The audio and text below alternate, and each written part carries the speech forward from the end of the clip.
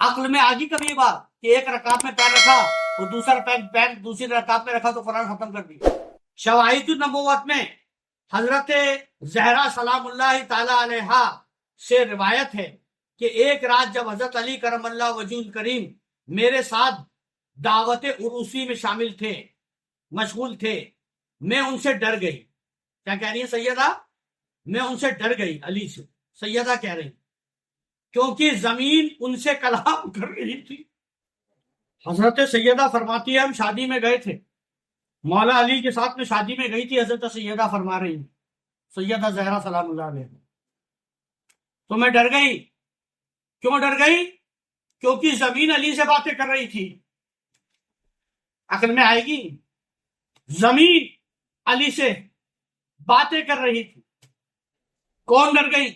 رسول اللہ کی بیٹی، عام عورت نہیں، جو رسول اللہ کے بعد سب سے زیادہ علم والی تھی، سب سے زیادہ احسان والی تھی، کوئی عام آدمی نہیں ڈرا۔ شواہد النبوت میں لکھا ہے کہ صحیح روایت سے ثابت ہے کہ جب حضرت علی کرم اللہ وجہ کریم پاؤں رکعت میں رکھتے تھے قرآن مجید شروع کرتے تھے، اور جب دوسری رکعت میں پاؤں رکھتے تھے تو قرآن شریف ختم کر دیتے تھے۔ شواہد النبوت میں حضرت فاطمہ زہرا رضی اللہ تعالی عنہا سے روایت ہے کہ ایک رات جب حضرت علی کرم اللہ وجہ کریم میرے ساتھ دعوت عروسہ میں شامل ہوئے تھے، میں ان سے ڈر گئی کیونکہ زمین ان سے کلام کر رہی تھی۔ صبح یہ بات میں نے حضرت صلی اللہ علیہ وسلم کی خدمت میں عرض کی کہ اے رسول اللہ، حضرت سیدہ زہرا نے اپنے بابا جان کی خدمت میں بات عرض کی کہ یا رسول اللہ، زمین مولا سے بات کر رہی تھی۔ آپ نے ایک لمبا سجدہ کیا۔ کس نے؟ رسول اللہ نے ایک لمبا سجدہ کیا اور پھر سر اٹھا کر فرمایا اے فاطمہ، تم کو مبارک ہو نسل کی پاکیزگی کی، تمہاری نسل قیامت تک پاک رہے گی، جو سید آج سے پیدا ہوگا وہ قیامت تک پاک پیدا ہوگا۔ بے شک اللہ تعالیٰ نے تمہارے خاندان کو تمام خلائق پر فضیلت دی ہے، ٹوٹل کریشن پر۔ اے سیدہ، تمہارے خاندان کو اللہ نے فضیلت دی ہے ٹوٹل کریشن میں، اور زمین کو حکم دیا ہے کہ شرق سے غرب تک، ایسٹ سے ویسٹ تک جو اس پر گزرا ہے اسے علی سے بیان کر۔ لیکن ان کی کمالات اور خصوصیات کے باوجود تعصب کرنے والے ایک گروہ نے ان کی سعادت پر ہی اعتراض کر دیا۔ کیا فرمایا رسول اللہ نے؟ جب سیدہ نے رسول اللہ سے کہا کہ زمین بات کر رہی تھی علی سے، تو رسول اللہ نے ایک لمبا سجدہ کیا، اور لمبا سجدہ کرنے کے بعد کیا فرمایا کہ اے سیدہ، اے فاطمہ، تم کو مبارک ہو، تمہاری نسل کی پاکیزگی کی، تمہاری نسل اللہ تعالیٰ نے پاک کر دی۔ بے شک اللہ تعالیٰ نے تمہارے خاوند یعنی تمہارے شوہر کو مقام خلائق پر فضیلت دی، یعنی کل کریشن میں سب سے افضل مانا، ہول کریشن سب سے افضل، best of the creation of whole creation. اور زمین کو حکم دیا ہے کہ مشرق سے مغرب تک، ایسٹ سے ویسٹ تک جو کچھ اس پہ گزرا ہے وہ علی سے بیان کرے۔ اب تک جو ایسٹ سے لے کے ویسٹ تک جو کچھ اس زمین پہ گزرا ہے، کون کون اس زمین پر آیا، کیا کیا ہوا، وہ سارے راز علی سے بیان کر دو، زمین کے سارے راز۔ لیکن ان کی کمالات، اب آگے چلتے ہیں۔ ملا دو پیازے کے بارے میں کچھ کہہ رہا ہے، شواہد النبوت والے ملا دو پیازے۔ لیکن ان کمالات اور خصوصیات کے باوجود متعصبین کا ایک گروہ ہے، کافروں کا ایک گروہ ہے، اس گروہ نے آپ کی سعادت پر اعتراض کیا ہے۔ کیا اعتراض کیا ہے؟ آپ کے مقام پر ہی اعتراض کر دیا، آپ کے اونچے مقام پر اعتراض۔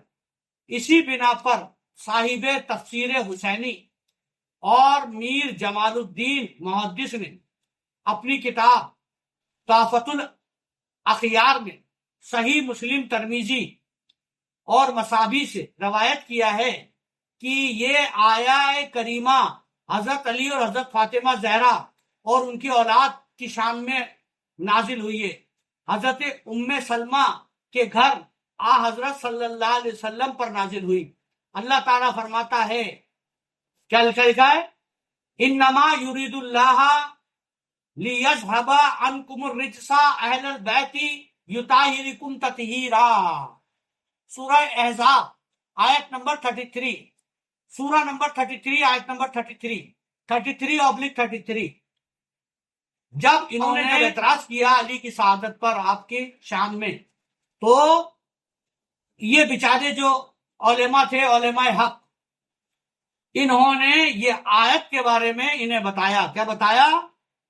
سورہ احزاب کی 33 نمبر آیت، اللہ تعالیٰ چاہتا ہے کہ اہل بیت رسول کو رجس اور ناپاکی کی، اللہ تعالیٰ چاہتا ہے کہ اہل بیت رسول کے رجس اور ناپاکی تم سے دور کرے اور نہایت پاک و صاف کرے تم کو۔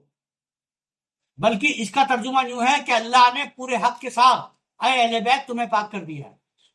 یہ ام سلمہ کے گھر میں یہ آیت نازل ہوئی تھی۔ جب یہ آیت نازل ہوئی، میں تو کہتا ہوں یہ آیت نازل ہونے کے پہلے یہ بات ہوئی تھی، لیکن میں تمہیں بتا رہا ہوں کہ ایک دن رسول اللہ حضرت آج تک کوئی دنیا میں کسی نے نہیں بتایا ہوگا ایسے جیسے میں بتا رہا ہوں۔ ایک دن رسول اللہ ام سلمہ اپنی بیوی صاحبہ کے گھر میں تھے اور آپ نے آواز دی، آئین العلی۔ مولا علی نے فرمایا لبیک یا رسول اللہ، آگے آئین الفاطمہ،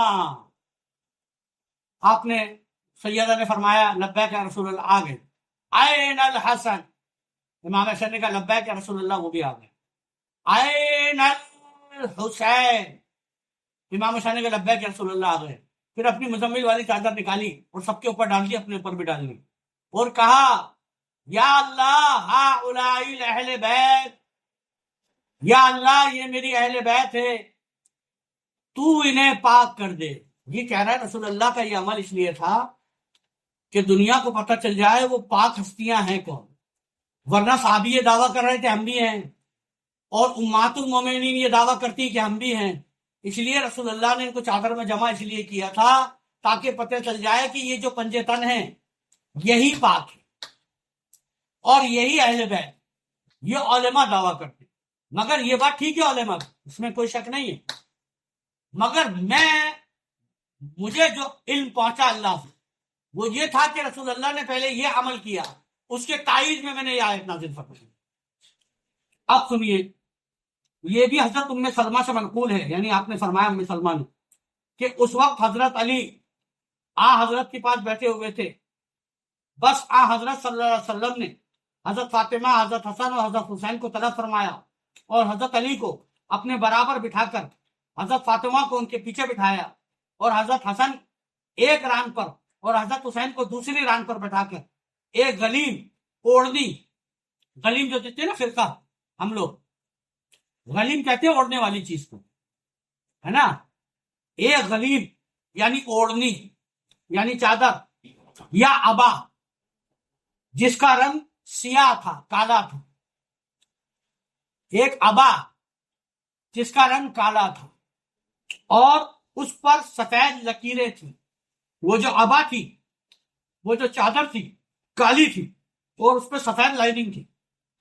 آپ نے یہ عبا اپنے اور حضرت علی و حضرت فاطمہ، حضرت حسن اور حضرت حسین کے سر پر پھیلائی اور یہ آیہ مذکورہ دوسری بار پڑھی اور اس کے بعد یہ دعا مانگی، اللہم ہؤلاء آل محمد واجعل صلاتک وبرکاتک علیہم انک حمید مجید، یعنی یا اللہ، یا الہ العالمین، یہ آل محمد ہیں، اپنی رحمتیں اور اپنی برکتیں ان پر نازل فرما، بے شک تو سب صفات اور بزرگی کا مالک ہے۔